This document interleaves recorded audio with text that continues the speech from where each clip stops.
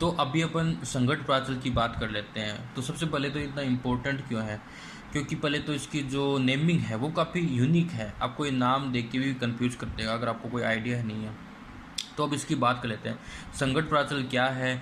देखो ये जब न्यूक्लियस है ना, तो उस न्यूक्लियस से कितनी दूरी पर अल्फा पार्टिकल ऑब्वियसली किसी पाथ पे आएगा।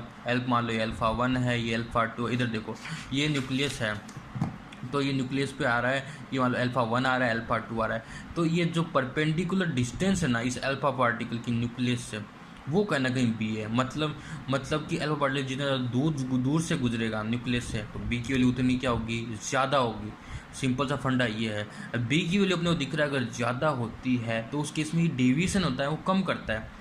बिल्कुल, बी की वैल्यू ज़्यादा होगी तो डेविएशन कम होगा। और इसी पॉइंट पर ध्यान रखते हैं, हम जानते हैं अगर वो बी की वैल्यू जीरो होगी, मतलब जस्ट डायरेक्ट न्यूक्लियस के सामने से गुजरेगा, तो ये कहना कि 180 डेविएट होगा। तो इसलिए कह रहा हूँ थीटा 180। मतलब बी और थीटा की देखो डिपेंडेंसी क्या है वो देखो। पहले तो ये फॉर्मूला ध्यान रखना अपने, वेरी वेरी इंपॉर्टेंट फॉर्मूला है। यहाँ पे अपन डायरेक्ट इसको ध्यान रखो, बी की थीटा पे डिपेंडेंसी क्या है। कि बी है वो कोट थीटा की है, प्रोपोर्शनल है। आखिर अब कोट थीटा के प्रोपोर्शनल होने से हुआ क्या कि कोट देखो बी क्या है, कोट के तो क्या है, प्रोपोर्शनल है। एंड जो टेन है, टेन के इन्वर्स है, टेन के अपने पास इन्वर्स है। तो अब होगा क्या बताओ।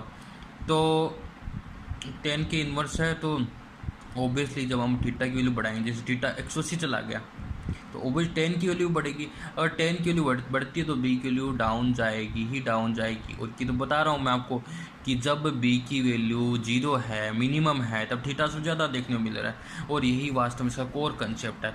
तो दो पॉइंट ध्यान रखने हैं। पहले तो आपको इसका एक्चुअल मीनिंग पता होना चाहिए, बी का थीटा पे डिपेंडेंसी पता होनी चाहिए, फॉर्मूला का आइडिया होना चाहिए, और फिर आप कहीं ना कहीं इस साल को कर सकते हो। आने वाले आई थिंक ये नीट 2027 में आपको मिल सकता है। इसके साथ धन्यवाद दोस्तों। थोड़ा सा भी अगर आपको मेरा कंसेप्ट समझ में